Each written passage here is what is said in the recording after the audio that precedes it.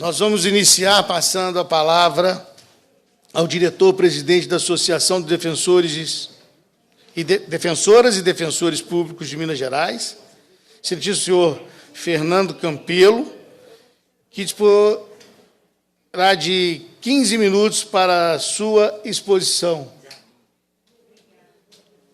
Vamos falar daqui, que aí fica... É da tribuna? Vamos falar da tribuna, então. Toma um cafezinho? Se o senhor quiser falar também sentado, o senhor que sabe. Aqui, a casa é do senhor, o senhor pode ficar à vontade. Pode falar sentado aqui, ó.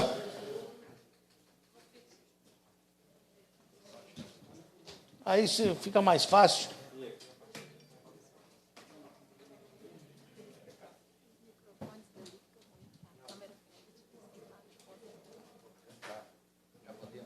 Pode? Bom dia a todas e a todos. Cumprimento ao ilustre deputado estadual Agostinho Patrus, presidente desta casa, pela iniciativa de promover este seminário sobre a reforma da Previdência dos servidores públicos do Estado de Minas Gerais. Cumprimento o deputado Alencar da Silveira Júnior, que preside esta sessão, e a deputada Beatriz Cerqueira, que se faz presente. Cumprimento também a todos os parlamentares que nos acompanham por meio virtual e a todos os demais presidentes de associações, de sindicatos, representantes classistas e demais interessados nesta matéria. Também cumprimento especialmente a deputada Andréia de Jesus e ao deputado André Quintão, que também nos acompanham remotamente e sempre têm apoiado a causa dos servidores públicos, assim como os demais, é claro. Bem, meu nome é Fernando Campelo Marteleto, eu sou presidente da Associação das Defensoras e dos Defensores Públicos de Minas Gerais, e aqui falo em nome da classe dos defensores públicos, mas também como integrante do Fórum Mineiro das Carreiras Típicas de Estado, o FONCAT, que congrega, além da carreira da Defensoria Pública, os membros das carreiras da magistratura, do Ministério Público, da Procuradoria do Estado e dos auditores fiscais. Neste fórum de discussão sobre a reforma da Previdência, estas carreiras, que integram o FONCAT, nós elegemos 4 eixos principais para debater aqui no Parlamento sobre a reforma que foi apresentada por meio da PEC 55 de 2020 e do PLC 46 de 2020. Basicamente, os pontos a serem abordados e a serem tratados com os parlamentares da Casa, debatendo as questões, fazendo contraponto aos argumentos de ordem política e legislativa que estão inseridos nestes 2 projetos de lei que tramitam na Casa. Basicamente, vamos abordar regras de transição e pedágio, as alíquotas de contribuição e previsão de alíquota extraordinária, o benefício especial e a pensão por morte e, por fim, a migração para o regime de previdência complementar. Sem entrar em detalhes, porque acreditamos que não seja o momento mais oportuno para fazê-lo, porque, na nossa visão, este seminário procura buscar subsídios, buscar fundamentos para que os parlamentares possam enfrentar essa matéria de forma mais qualificada, de forma mais objetiva, buscando atender a todos os matizes que representam o serviço público. O que nos chama muito a atenção, primeiramente, diz respeito à questão da forma da previdência escalonada, né? Nós vamos ter quantos minutos aqui, por gentileza? 15 minutos. 15 minutos, né? Certo, para a gente poder controlar o tempo aqui de forma adequada. Mas, enfim, no aspecto das alíquotas, né, da forma como foi apresentada entre 13% e 19% no projeto originário, o que os outros estados que já promoveram as suas reformas demonstraram e concluíram foi que esse tipo de escalonamento ele é extremamente pernicioso e duro para com o serviço público, sem que haja uma melhoria de resultados quanto à questão do déficit, que é tão propalada. Tanto que, de todos os estados que já concluíram as suas reformas, né, em sua maioria, né, majoritariamente, eles fixaram a contribuição previdenciária em torno de 14%, que foi o mínimo fixado na reforma da Previdência no âmbito federal, seguindo esta mesma tendência, e de modo que a gente acredita que não houve perda propriamente, porque, claro, todos esses estados, assim como a própria União Federal, se baseou em critérios e cálculos atuariais para que pudessem chegar a esses números. Então, Minas Gerais não está numa condição diferente e a gente acredita que o parlamento, com a sensibilidade, com a visão social que tem e deve ter, deva ajustar de forma adequada essa questão para não penalizar sobremaneira os servidores públicos e provocarem um desestímulo às carreiras, haver um sucateamento das nossas carreiras jurídicas, típicas de Estado e carreiras do serviço público de um modo geral, né? A gente sabe que o acesso é bastante difícil, mas que, se não houver um atrativo ao serviço público, né, minimamente, vão se tornar carreiras de passagem, em que os profissionais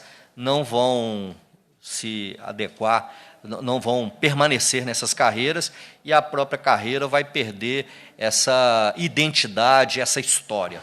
Enfim, sem aprofundar em outros aspectos, uma outra questão que nos traz bastante preocupação são a definição de regras de transição, especialmente para aqueles servidores que hoje estão entre os que ingressaram no serviço público entre janeiro de 2004, quando já em vigor a reforma da Previdência de 2003, e fevereiro de 2015, quando foi instituída a reforma em que os servidores que ingressassem no concurso depois desse período já estariam submetidos às regras do regime geral de previdência social.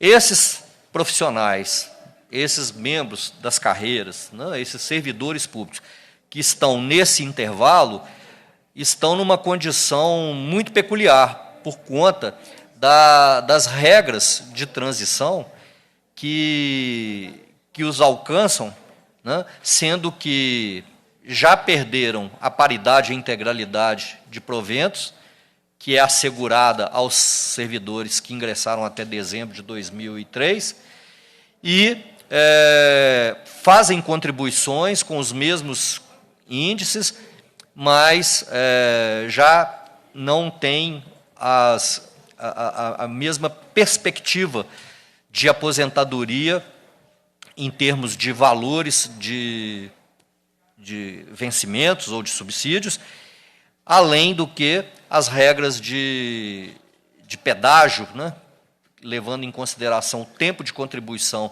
e a idade, estão muito obscuras no projeto que foi encaminhado pelo governador Romeu Zema para a Assembleia Legislativa. Então, os parlamentares vão precisar se debruçar sobre essa matéria com muito critério, com muito zelo para com as carreiras e para com o próprio serviço público, sob pena do serviço vir a ser sucateado, desestimulado, né, com todas as consequências que dele advêm, haja vista que os servidores públicos eles têm uma missão extremamente social, né? Nós não podemos analisar o trabalho, o serviço prestado pelos servidores públicos como um fator de resultados, e sim de meio,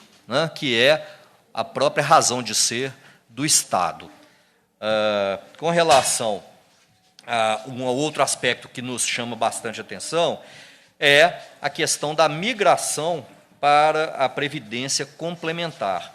Haja vista que foi permitido pelo projeto de lei complementar 46 essa possibilidade.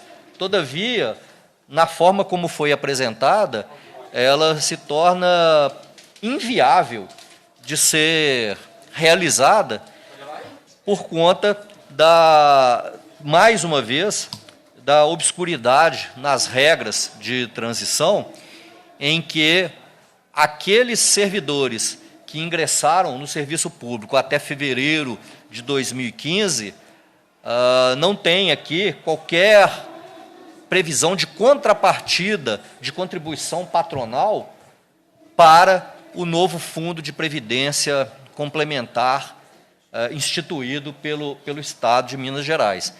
E dessa forma, né, eu chamo a atenção aqui, inclusive, para o projeto apresentado, né, o PLC 46/2020, no seu artigo 30, parágrafo 10, em que, ao final do parágrafo, faz-se a ressalva, né, que a adesão ao plano de previdência complementar é sem contraprestação do patrocinador, né? E, no caso, o patrocinador é o Estado, por intermédio dos seus entes aos quais os servidores estão vinculados.